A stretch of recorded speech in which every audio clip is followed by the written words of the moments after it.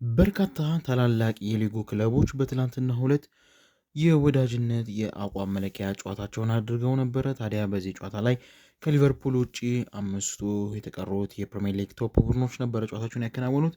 በምን አይነት ውጤት ጨዋታቸውን ያጠናቀቁ፣ የእነሱንስ ጎሎች ማን አስቆጠሩ፣ በጨዋታ እንቅስቃሴ ላይ ታዘብናቸውን ዝርዝር ጉዳዮች ወደ እናንተ የምናደርሳችሁ ነው የሚሆነው። እንዲሁ ደግሞ የፊፋ ውዝግብ ቀጥሏል። ኢንፋንቲኖ ከኃላፊነታቸው ስለመልቀቅ ማሰባቸውም ነው እየተገለጸ የሚገኘው። ይዘውት የነበረው እቅድ ሙሉ ለሙሉ እንደተዘጋም ተገልጿል ማለት ነው። ከትራምፕ ጋር ተያያዥነት አለው የተባለው ጉዳይ ምን ይመስላል የሚሉትንም ዝርዝሮችን በስፋት የምንቃኘው ነው የሚሆነው። ሌሎች ያልተሰሙ የዝውውር መረጃዎችም አሉ። አያይዘን በቆይታችን የምንዳስሰው ነው የሚሆነው ማለት ነው። ታደምጡት አትላስ ስፖርትን ነው። ሮቤል አብርሃም ደግሞ ፕሮግራሙ ወደ እናንተ አዘጋጅቼ የማቀርብላችሁ ነው። እስከ መጨረሻው ድረስ አብራችሁን ትቆይ ዘንድ ግብዣ።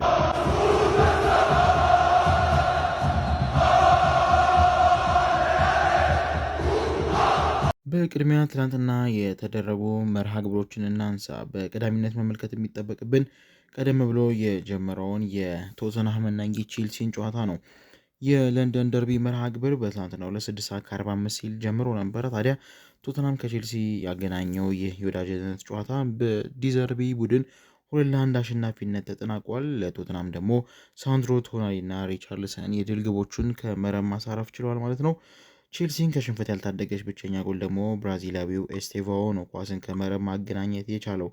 እንደ አጠቃላይ በጨዋታው ላይ ጥሩ የሚባል እንቅስቃሴ ያሳዩት ቶተንሃሞች ምንም እንኳን ተጫዋቾችን ገና በመጀመሪያ አጋማሽ ቢያጡም ጨዋታውን ተቋቁመው በጨዋታው ላይ አሸናፊ መሆን የሚያስችላቸውን ውጤት ይዘው ማጠናቀቅ ችሏል ማለት ነው። ከጨዋታው መጠናቀቅ በኋላ ሮቤርቶ ዴዘርቢ ከጊዜ ወደ ጊዜ ቡድኑ ላይ ጥሩ የሚባሉ ውድገቶችን እየሆነው የሚገኘው የበለጠ ደግሞ ቡድናችን ሲሟላ ሲጠናከርና የበለጠ ደግሞ እንደ አንድ ስንዋሃድ እንዲሁም ደግሞ የምናስፈርማቸው ምርጥ ተጫዋቾችን ጨምረን የበለጠ ስኬታማ እንሆናለን ብዬ አስባለሁ። ጉዟችን ገና ይህ ጅማሮ ነው። አሁን እየተመለከትናቸው ያሉትን ጥሩ ነገሮች የበለጠ አሳድገን ወደ ውጤት መምጣት እንፈልጋለን፣ ስኬታማ ዓመትን ማሳለፍ እንፈልጋለን ሲሉ ተናግረዋል። ዣቢ አሎንሶም በጨዋታው ላይ የነበረውን የቡድን እንቅስቃሴ ብዙም ደስተኛ እንዳደረጋቸው ገልጸው ይህንን ለማስተካከል ግን ከዚህ በኋላ ጠንካራ የሆነ ስራ እንደሚሰሩ የተገለጸው። በፕሪሲዝን ወቅት መሸነፋቸውንም እንዳልጠሉት ነው የገለጹት። ምክንያቱም እንደዚህ ባለ ጨዋታ ላይ ከከተማ ተቀናቃኝ ጋር ስትጫወት ብዙ የምትመለከታቸው ክፍተቶች ይኖራሉ። ስሜትንም ስሌትንም እኩል ልታራምድ የምትችልባቸው አይነት አጋጣሚዎች ስታገኝ ጨዋታው በድል የሚጠናቀቅበት ሽንፈት ብዙ የምትማርባቸው አጋጣሚዎች አሉ። ያንን ደግሞ ከጨዋታው ለኛ ወስደናል። ለቀጣዩ ደግሞ ተሻሽለን እንመጣለን ብለዋል። ሮብ ዕለት ከጁቬንቱስ ጋር ጨዋታቸውን ያከናውናሉ ቼልሲዎች። ታዲያ በዚህ ጨዋታ ላይ ምን ያደርጋሉ የሚለው የሚጠበቅ ጉዳይ ነው የሚሆነው። ሌላኛው ረፋድ ላይ 8 ተኩል ሲል የጀመረው ነው የምሳ ሰዓት መርሃ ግብር ማንቸስተር ሲቲን ከኢንተር ሚላን ያገናኘው መርሃ ግብር 1-1 መደበኛ ደቂቃ ተጠናቆ በተሰጠ ጭማሪ ደቂቃ ማንቸስተር ሲቲ በኢንተር ሚላን 3-1 በሆነ ውጤት ተሸንፏል። ኢንተሮች እንግዲህ የተሰጣቸውን መለያ ምት ሶስቱን አስቆጥሮ አሸናፊ መሆን ሲችሉ ማንቸስተር ሲቲዎች ግን ከአንዱ ውጭ የተቀሩትን እንዳለ ሲያመክሩ ነበር የዋሉት ማለት ነው። በጨዋታ ላይ ምንም እንኳን በጨዋታ እንቅስቃሴ 21 የጎል ሙከራዎችን 7 ኢላማቸውን የጠበቁ አደገኛ ሙከራዎችን አድርገው በጨዋታው ላይ ፍጹም የበላይነት ወስደው የነበሩት ውሃ ሰማያዊዎቹ በሞምባ አማካኝነት ገና በ12ኛ ደቂቃ ላይ ነበር መሪ መሆን የቻሉት። ይሁን እንጂ ፓቫርድ በ20ኛ ደቂቃ ላይ ባስቆጠራት ጎል ቡድኑን ወደ ውጤት ማምጣት የምትችል አጋጣሚ አግኝተው ነበር። ታዲያ መደበኛው ደቂቃውም ከዛ በኋላ ጎሎችን ሳያስተናግድ በዚህ ውጤት ነበር የጠናቀቀው። እንዳልኳችሁ በተሰጠ የመለያ ምት ማንቸስተር ሲቲ በቀላሉ እጁን የሰጠበትም አጋጣሚ ነው የነበረው ማለት ነው። ኤንዞ ማሬስካ ማንቸስተር ሲቲን እየመሩ ያደረጉትን የመጀመሪያ ጨዋታቸውን በአቻ ውጤት ደምድመዋል። ከጨዋታው መጠናቀቅ በኋላም እንግዲህ የፔፕን ኃላፊነት ተቀብሎ አሁን ላይ ለአዲስ ተልዕኮ መዘጋጀት ከባድ ቢሆንም እንደ ቡድን ግን ያንን ነገር ታሪክ ለማድረግ እና የራሳችንን ታላቅ አሻራ ለማኖር ፍልሚያዎችን በደማቅ ሁኔታ መጀመር ይጠበቅብናል ሲሉም ተናግረዋል ማለት ነው። ኢንተሮችም በጨዋታው እንቅስቃሴ ላይ ጥሩ የሚባሉ ነበሩ። እንደዚህ ያሉ ፈታኝ ጨዋታዎችን ማግኘት መጀመራችን ገና ከወዲሁ ራሳችን እንድንመለከት ጥሩ ያደርገናል ብለው ሀሳባቸውን ሰጥተዋል ማለት ነው። ሌላኛው ደግሞ የማንቸስተር ዩናይትድን ነው። 10 ሰዓት ሲል ነበር የጨዋታ ደግሞ የጀመረው። ዩናይትድ የወዳጅነት ጨዋታውን በበላይነት አጠናቋል። አትሌቲኮ ማድሪድን ነበር የገጠመው። ገና በመጀመሪያ አጋማሽ ማንቸስተር ዩናይትድ በተቆጠረበት በአርዋን ኦርቲዝ በተቆጠረበት ጎል እየተመራ አጠናቆ ነበር የመጀመሪያውን አጋማሽ። ይሁን እንጂ ሁለተኛ አጋማሽ በኋላ ላይ ብሪያን ምቡሞ ማስቆጠራቸው 2 ጎሎች ማንቸስተር ዩናይትድ ከጨዋታው ሙሉ ውጤትን ይዘው መውጣት ችሏል ማለት ነው። የስናፕ ድራገን ካፕ የዋንጫም ጨዋታ ጭምር ነበር የነበረው ይህ መርሃ ግብር። ታዲያ ማንቸስተር ዩናይትድ ከአትሌቲኮ ማድሪድ ጋር እጅግ ጥሩ የሚባል እንቅስቃሴን አሳይቶ ነበር። በኳስ አፈጻጸሙ ረገድ እጅግ የተሳካለት እና ድንቅ ጊዜ ነበር ያሳለፉት። በኋላ ላይም ምርጥ የሚባል ቆይታቸውም በውጤት ማደስ የቻሉበትንም አጋጣሚ ነው ማስፈር የቻሉት። በቅዳሜ ዕለት ከፒኤስጂ ጋር ሳምንት ተጨማሪ የወዳጅነት መርሃ ግብራቸውን የሚያከናውኑ ነው የሚሆኑት። ከጨዋታው መጠናቀቅ በኋላ ማይክል ካሪክም ዲያጎ ሲሞኒ ሀሳባቸውን ሰጥተው ነበር። ካሪክ እንግዲህ ከጊዜ ወደ ጊዜ እያሳየን ያለ ነው የቡድን እድገት እጅግ አስደሳች ነው። የበለጠ ደግሞ ቡድናችን ሲሰበሰብ ተጨማሪ ጠንካራ እንሆናለን። በዛሬው ጨዋታ እንቅስቃሴ ላይ ቡድኔን በሚገባ ተመልክቻለሁ። በጥሩ ሁኔታ የተመለከትኳቸው እንደነ ማውንት፣ ሌኒሮ በቦታቸው ከዚህ ቀደም እናውቃቸዋለን። አሁን ደግሞ በተሰጣቸው ዕድል ኃላፊነት ላይ ጥሩ ሆነው መሰንበታቸው ጥሩ ነው።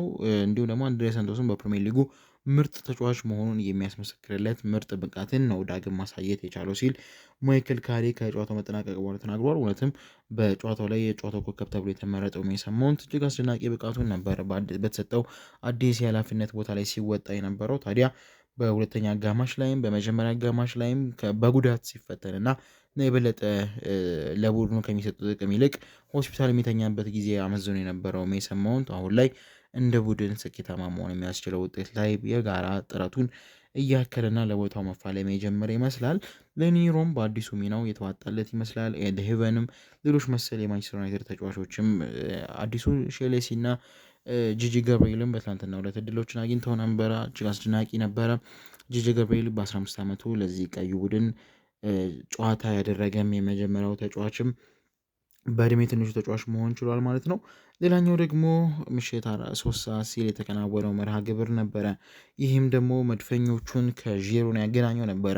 የአንድ ሰሞን የላሊጋ ክስተት የነበረ በአውሮፓ ቻምፒዮንስ ሊግ ራሱ ማሳየት የቻለ ደማቅ ቡድን ዢሮና በተጠናቀቀው የውድድር ዓመት እንደምናስታውሰው ከላሊጋ ወርዶ ነበረ። ይሁን እንጂ ለአርሰናል ቀላል ፈተና አልነበረም። አብሶ የመጀመሪያ አጋማሽ ላይ ምንም እንኳን በአርሰናል 2-0 መሪነት ይጠናቀቅ እንጂ ጨዋታው የዋዛ እንዳልነበረ የተመለከታችሁ ታዘባችሁታል ብዬ አስባለሁ። እሱን ጨዋታ በጨዋታ እንቅስቃሴ ላይ አርሰናል አሪፍ የሚባል የጨዋታ አቀራረብ ይዘው ነበር የመጡት። ከዚህ ቀደም በምናውቀው ደግሞ አርሰናል ከሰሞኑ ሲተችበት የነበረውን የጨዋታ ቅርጹን አልነበረም ይዘው የመጣው። እርግጥ ነው ፍሬንድሊ ነው፣ ቢሆንም ግን የጄሮና ቡድን እጅግ አስደናቂ እና በማጥቃት እንቅስቃሴ ላይ ስለመሆኑ የሞከሩበትም አጋጣሚ ነበር የነበረው። ጨዋታውም ገና በ16 ገና በ16ኛ ደቂቃ ነበረ መሪ መሆን የሚያስችላቸውን ግብ በካይ ሃቨርት አማካኝነት ማግኘት የቻሉት 16ኛው ደቂቃ ላይ ነበረ። ካይ ሃቨርት ቀዳሚ የምታደርገውን ጎል ያስቆጠረው። ከዛ በኋላ አዲሱ ፈራሚ ክርስቶስ ዞሊስ ለቡድኑ ሁለተኛውን ለራሱም የመጀመሪያ የአርሰናል ማሊያ ጎሉን 30ኛ ደቂቃ ላይ ያስቆጠረ።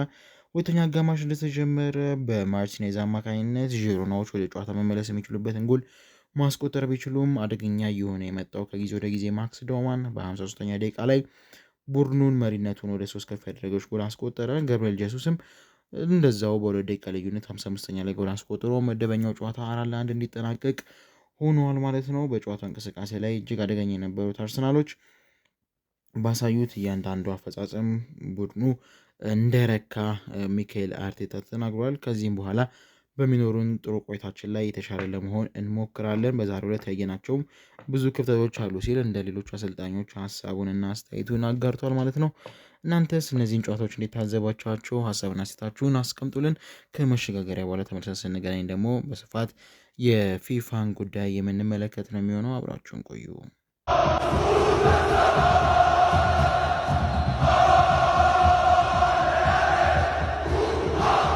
ተመልሰናል። ሮቤል አብርሃም ነኝ ወደ እናንተ ፕሮግራሙን ያደረስኩላችሁ የሚገኘው። ቆይታችን ይቀጥል። ጆሃን ኢንፋንቲኖ እቅዱን ስለመሰረዙ ይፋ አድርጓል።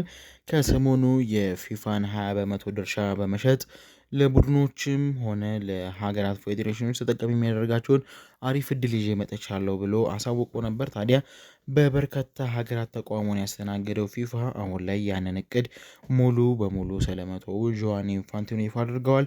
ታዲያ ከ211 ሀገራቶች ገና የአፍሪካ እግር ኳስ ፌዴሬሽን እና ሌሎች ይፋ ሳይደረጉ በሙሉ መቅረቱን ነው የተናገሩት ማለት ነው። 136 ሀገራቶች ተቃውሟቸውን አሰምተዋል። ይህን ተከትሎ ፊፋ ሙሉ በሙሉ ሀሳቡን መቀየሩን የተገለጸው በዓለም ላይ ያሉ ፌዴሬሽኖች ለመደገፍ ያለምነው እቅድ ከዚህ በኋላ አይቀጥልም። ያው እነሱ የመጣውን እድል ሊጠቀሙ ፈቃደኛ አይደሉም። ስለዚህ አስገድደን የምንጭንበት ምንም አይነት አግባብ የለም። ግባችን እንደ ቡድን፣ እንደ ሀገር፣ እንደ ተቋም በጋራ ለማደግ ነበረ።